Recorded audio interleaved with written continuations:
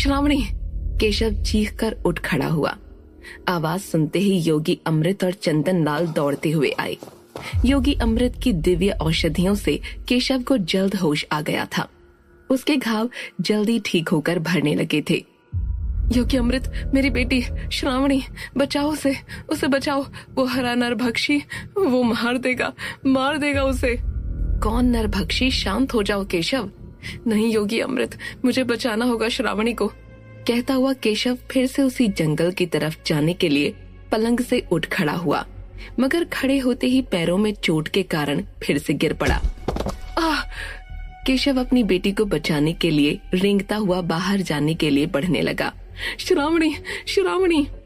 गिरने की आवाज और केशव की चीख सुन भानु दौड़ता हुआ कमरे में आया। उसके पीछे रानू भी कमरे की तरफ आई। केशव की ऐसी हालत देख हैरान परेशान योगी अमृत और चंदन लाल ने जैसे तैसे समझा बुझा कर उसे फिर से पलंग पर लिटा दिया। केशव, हमें पता है तुम्हें श्रावणी की चिंता है, पर इस वक्त तुम्हारी हालत नहीं है कि तुम हमें बताओ कि क्या हुआ है। कहाँ थे तुम? श्रावणी कहाँ है? हम करेंगे कुछ। योगी अमृत ने केशव को शांत करते हुए कहा। केशव ने सारा किस्सा कह सुनाया। वो अदृश्य दरवाजा, दक्षिण का वो खूंखार जंगल, कैसे वो उस जंगल में पहुंच गया था, चांडाल आत्माओं का उसे पकड़कर पेड़ से उल्टा लटकाना, चांडाल आत्माओं का श्रावणी को यातनाएं देना, केशव का गोश्त नोच नोच के खाने वाले वो पेड़ जिनमें चांडाल आत्माएं थीं, अचानक जंगल में बिजली गिरना, श्रावणी के कानों से राय बहादुर की बाली का उतरना, बाली का खो जाना, उस जंगल की भूल भुलैया, वो हरे रंग का खूंखार नरभक्षी, सब कुछ उसने एक के बाद एक कह सुनाया और गिड़गिड़ाते हुए बोला, योगी अमृत, बचा लीजिए मेरी बेटी को, कुछ करिए। वहीं राय बहादुर की वो बाली अब श्रावणी के कानों में नहीं है। ये बात सुनते ही चंदन लाल, योगी अमृत, भानु की हवाइयां उड़ने लगी। वो काली शक्तियां फिर से आजाद हैं। ये सोचते ही उनका कलेजा पसीज गया। उसके विपरीत ये बात जानते ही रानू के चेहरे पर एक रहस्यमयी मुस्कान छा गई।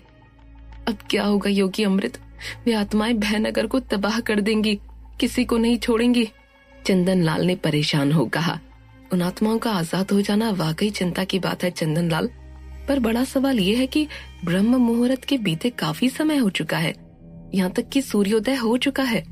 अगर उन आत्माओं की शक्ति सचमुच आजाद हो चुकी है तो फिर अब तक उन्होंने भयनगर पर हमला क्यों नहीं किया? ये सुनते ही एक बार फिर सब सोच में पड़ गए। ऐसा भी तो हो सकता है योगी अमृत की हमारे राय बहादुर उस जंगल में समय पर पहुंच गए हों और उन्होंने श्रावणी को बचा लिया हो और उन आत्माओं को कैद कर लिया हो। भानु ने उत्सुकता से कहा। राय बहादुर उस जंगल में है, ये जानकर केशव की सांस में सांस आई। उसे राय बहादुर की शक्तियों पर यकीन था। हम उम्मीद तो यही करते हैं भानु, पर उस जंगल में राय बहादुर की शक्तियां काम नहीं कर सकती। केशव ने जैसा बताया कि अब वो बाली भी खो चुकी है, उसके बाद श्रावणी के मिल जाने पर भी उस बाली के बगैर राय बहादुर का उन काली शक्तियों को कैद करना बहुत मुश्किल है। पर अगर उन्होंने वाकई श्रावणी को बचाकर उन आत्माओं को फिर से कैद कर लिया है तो फिर ये वाकई चमत्कार ही है।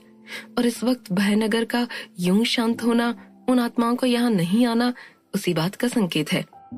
ये सुनकर जहाँ सबके चेहरे पर एक बेफिक्री सी आई, तो वहीं केशव भगवान से इस बात के सच होने की, उसकी बेटी की रक्षा की प्रार्थना करने लगा।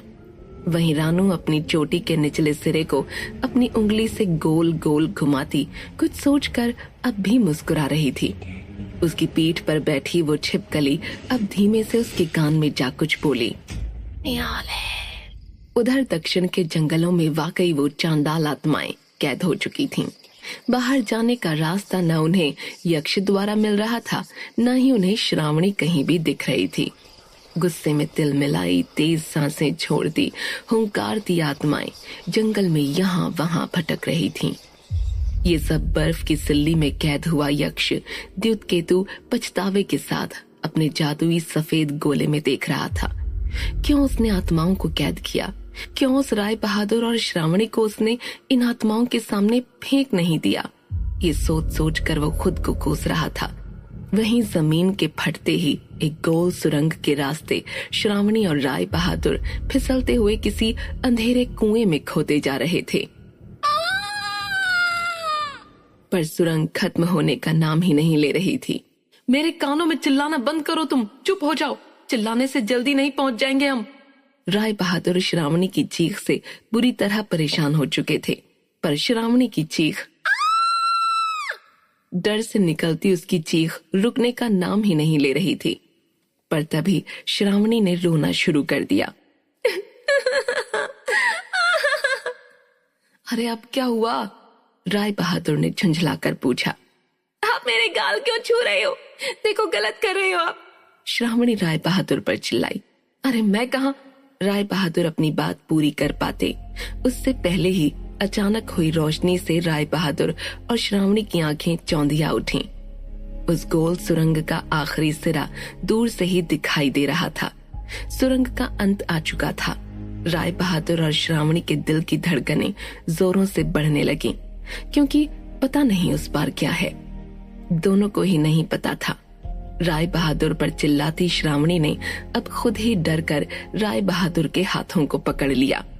इधर चंदन लाल कुछ चिंतित मगर कुछ निश्चिंत हो हाथ में अपने सोए हुए पोते को ले हवेली के बरामदे में चहलकदमी कर रहे थे। अगर अपने बेटे को चाहता है तो निकाल फेंक इस योगी और राय बहादुर को अपनी हवेली से, निकाल फेंक। आत्माओं की कही वो बात चंदन लाल के दिमाग में घूम रही थी। मालिक मैं हूँ वसु, छोटे मालिक मिल चुके हैं। वसु का वो खुश चेहरा, वो मरा हुआ कौआ, वसु का बेहोश होकर गिर जाना और उसके बाद डर के मारे कुछ भी न कह पाना चंदन लाल को परेशान कर रहा था। रह रहकर उसे अपने बेटे अजर की याद आ रही थी। उसकी चिंता हो रही थी। अगले ही पल जाने क्या विचार कर चंदन लाल ने अपने पोते को पालने में सुला दिया और खुद योगी अमृत के कमरे में जाकर ये देखा कि वो सो चुके हैं या नहीं। योगी अमृत को गहरी नींद में सोता देख चंदन लाल चुपचाप बिना किसी को कुछ बताए हवेली से निकल पगडंडी के रास्ते कहीं जाने लगे। हवा में उछलते हुए श्रावणी और राय बहादुर उस सुरंग से बाहर आ जमीन पर गिर पड़े। जैसा कि उन दोनों को उम्मीद थी, उस गुफा से निकलने के बाद वो फिर किसी खतरनाक जगह पर पहुंच जाएंगे। वैसा बिल्कुल नहीं हुआ। दोनों एक खूबसूरत लंबे हरे मैदान में आ पहुंचे थे। दूर तक फैली हरी घास, जिन पर उग रहे सुंदर फूलों पर रंग बिरंगी तितलियां उड़ रही थीं। आसमान के सफेद बादल और जमीन की हरियाली के बीच दूर दूर तक सुंदर ओस जमा थी। दूर खड़े वो दो पहाड़, जिनकी चोटियों पर बर्फ की परतें चढ़ी थीं। पास में बहती ये कलकल करती सुंदर झील और ये ठंडी महकती हवा। कुछ पल के लिए राय बहादुर और श्रावणी मंत्रमुग्ध हो गए। चुपचाप सब कुछ देखते रहे। इतनी शांति श्रावणी ने आज से पहले कभी भी महसूस नहीं की थी। जैसे हर तरफ सुकून था, शांति थी, सकारात्मकता थी, अच्छी शक्तियों का प्रवाह था। श्रावणी ने एक गहरी ठंडी सांस ली और उसके ऐसा करते ही अचानक उस आबो हवा में जैसे उसका रंग रूप ही बदल गया। शरीर खिल उठा। श्रावणी की बड़ी बड़ी आंखों के नीचे उभरे काले घेरे अपने आप गायब होने लगे। उसकी आंखों में फैले खून के असंख्य लाल डोरे धीरे धीरे साफ होने लगे। उसका मुरझाया चेहरा फिर से खिल उठा। उसके घने भूरे बालों को उड़ाती हवा उसके चेहरे को जैसे सहला रही हो। उसके सूखे होठों पर जैसे इन फूलों की लाली चढ़ने लगी हो। उसकी हरी आंखों में जैसे झील के पानी की चमक चढ़ गई हो। उसकी रंगत में जैसे इस चांदी सी चमकती ओस का रंग निखर आया हो। ये श्रावणी का वास्तविक स्वरूप था, जिसे उन चांडाल आत्माओं के असर ने निढाल कर दिया था। श्रावणी का ये स्वरूप देख राय बहादुर भी अवाक रह गए। अकस्मात उनके मुंह से निकल पड़ा, लाल रानी। वहीं नजारों में खोई श्रावणी ने ये सुना और सुनते ही उसने राय बहादुर को अपने पतले मुलायम हाथों से मारना शुरू कर दिया। अरे अरे क्या कर रही हो ये? अच्छा क्या कर रही हूँ मैं? मौके का फायदा उठाकर सुरंग में वो आप मेरे गालों को छू रहे थे और मुझसे पूछ रहे हो कि क्या कर रही हूँ मैं? देखो अभी हमारी शादी नहीं हुई है, आप दूर रहो मुझसे। ये सुनते ही राय बहादुर की हंसी छूट पड़ी। बहुत दिनों बाद आज राय बहादुर इतना खुलकर हंसे थे। हम तुम्हारे गाल नहीं छू रहे थे, बल्कि अपनी वो जादुई बाली तुम्हें पहना रहे थे, जिससे कि उस यक्ष की गुफा से निकलने के बाद भी वो आत्माएं तुम तक ना पहुंच पाए, और पहुंचे भी तो तुम्हें या किसी और को कोई भी नुकसान ना पहुंच पाए। जरा अपने कान को देखो, भूल गई? आत्माएं सिर्फ उस गुफा में ही तुम्हें नहीं देख सकती थी, मगर अब हो सकता है वो लौट आए। श्रावणी ने देखा उसके कानों में वो बाली है। अपनी मूर्खता पर शर्मिंदा होते हुए वो इधर उधर देखने लगी, लेकिन तभी अचानक राय बहादुर की आंखों में वो सुनहरी लपटें फिर से उठने लगीं। उनके दाहिने पैर में लटकते उस सोने के कड़े में भी अजीब चमक उठने लगी। उस बाली की चमक भी अपने आप बढ़ने लगी थी। ये देख राय बहादुर हैरानी से आसपास देखने लगे, मगर दूर दूर तक कहीं कोई नहीं था। बस दूर पर्वत के पास एक वीरान झोपड़ी थी, जिसे देख राय बहादुर अब और भी गहरी सोच में डूब गए। हम कहाँ हैं इस वक्त? श्रावणी ने पूछा। और ये बाली, ये आपकी आंखें, ये कड़ा, ये सब क्यों चमक रहे हैं? राय बहादुर के चेहरे पर भी अविश्वास और एक अजीब हैरानी थी। ऐसा नहीं हो सकता। राय बहादुर चारों तरफ देखने लगे, जैसे वो उस जगह से परिचित हों। उन्होंने पलटकर अब उस सुरंग की तरफ देखा, जिसके जरिए वो यहाँ पहुंचे थे। वो एक ऊंचे पहाड़ के कोने से निकल रही थी, जहाँ वापस पहुंच पाना नामुमकिन था। बताइए ना, हम कहाँ हैं? आप इतने परेशान क्यों हैं? सब ठीक है ना? हम घर कब जा सकते हैं? मुझे मेरे बापू से मिलना है, श्रावणी ने परेशान होकर कहा। वहीं राय बहादुर ये सब सुनकर भी अनसुना कर रहे थे। उस वीरान झोपड़ी की तरफ दौड़ते हुए राय बहादुर ने श्रावणी को भी जल्दी से पीछे आने को कहा और श्रावणी को हिदायत देते हुए बोले, चाहे जो हो जाए, इस बाली को अपने कान से मत उतारना। दूसरा, कोई भी पूछे मेरे ना होते हुए या मेरे सामने भी, यहाँ तक कि अगर मैं भी यहाँ किसी के सामने अगर तुमसे पूछूं, तो भी तुम मुझे पहचानने से मना करोगी। समझ गई श्रावणी? तुम मुझे यहाँ नहीं जानती। राय बहादुर ने सख्त लहजे में श्रावणी की आंखों में आंखें डाल कहा।